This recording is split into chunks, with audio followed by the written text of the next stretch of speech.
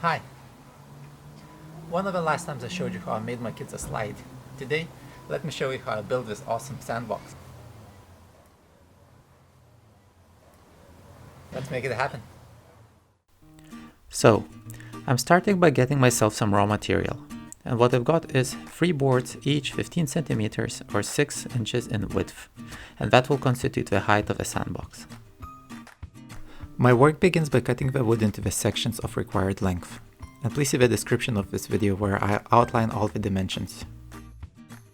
I want the sandbox to have an octagonal shape, which means that all of the corners will be 135 degrees. To achieve this, I cut half of the sides straight, but for the others I set my jigsaw to cut at 45 degrees angle. All of the pieces will have the same width except for 2. The backrests of each of the benches will be slightly narrower. In fact, they will be narrower by the same amount as they are thick, in my case 2 centimeters. And this is required to allow the lid to fold out into 2 benches. By the way, this handy guide I'm using, I made in a previous video. Feel free to check it out, the link's in the description. With all the pieces cut out, I can now sand them down and weatherproof them. For this task I bought myself some clear varnish. When I was buying it, I had an expectation that all of my boards will look the same and have a nice natural wood color. Turns out that we have some green tone, and the lightness varies from board to board. My best guess is that the green comes from a chemical used to protect the wood from insects or moisture or both. But if you have a better idea, please let me know in the comments. I would like to know for certain. In any case, I could have gone back and got myself some wood stain, but my car was full of sand which I was eager to unload, so I chose not to. The can lasted just enough to coat the boards twice, and once dried, I will be able to start assembling.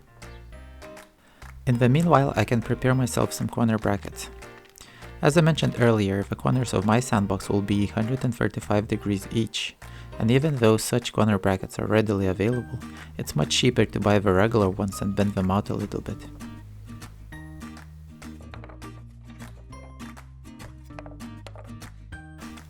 I'm using 2 at each corner, so 16 in total. With the wood dried, I can finally start putting the sandbox together. I'm beginning by securing the brackets on one side of each corner. A couple of short wood screws are more than suited for the task.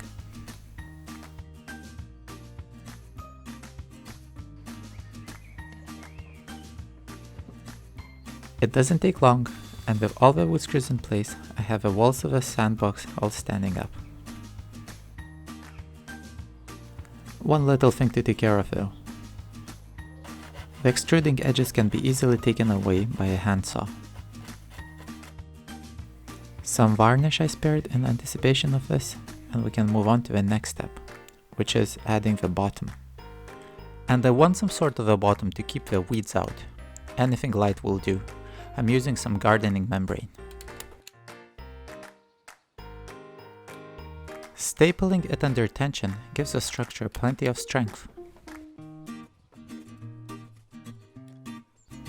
After removing the excess, I can see the box in its final looks, and I have to admit, I'm really happy with the way it turned out.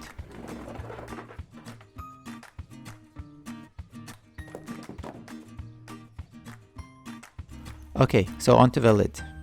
The sections will be held together with hinges, but in order for me to minimize the gaps between the sections, I first need to make a few grooves. And this is because the knuckles of each hinge sit slightly below their plates. Thanks to this, all sections of the lid are now level. And with the hinges in place, I have some moving parts.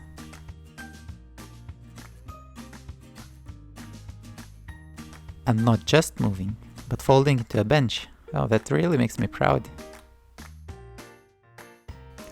A final set of screws and the lid is in place. That only leaves me with one task. I need to have a mechanism to lock the benches in place, and I'm doing this by putting little dowels at the bottom of the benches. Metal dowels would be ideal, but wooden ones will work as well. Corresponding holes in the frame of the box, and it's complete.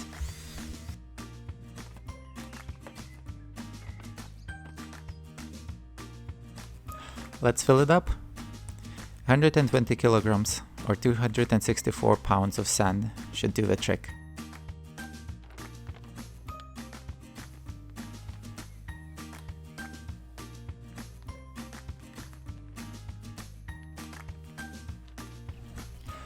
And there you have it. A lid is a must to keep the neighborhood cats from leaving any surprises. And the benches not only give a place to sit, but also some hard surfaces to play on. I'm really pleased. A simple but effective design. Exactly what I envisioned. But hold on, let's just see if my little clients are equally satisfied.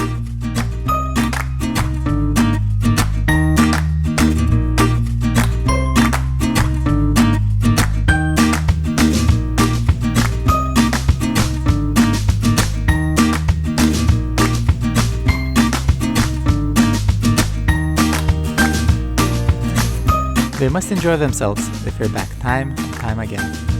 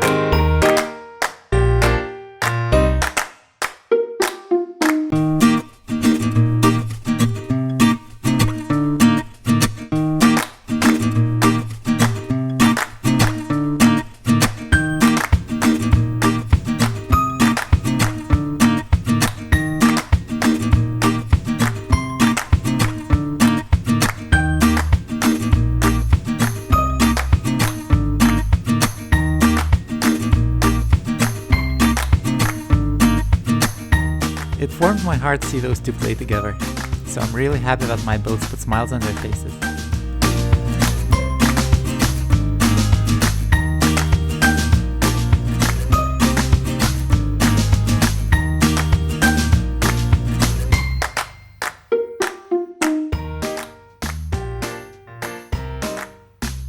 I appreciate you sticking around.